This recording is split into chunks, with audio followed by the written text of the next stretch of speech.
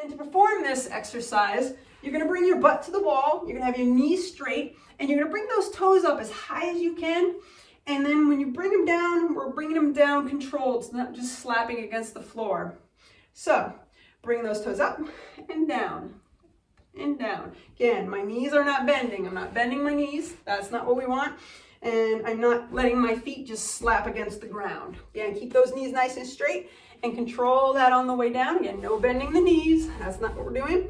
And I'm not allowing my feet to slap against the floor, okay? So nice and controlled, coming up as high as you can. And you'll feel that burn right in the shin, or for me, the top of the foot. Strengthening exercise is heel walks, and it's pretty much exactly how it sounds. It looks a little funny, but it works to feel the shins. So you're just gonna walk right on your heels, again, keeping the knees nice and straight. Turn around, and again, not allowing the forefoot to hit the floor, and keeping the repetition range at around 25 reps.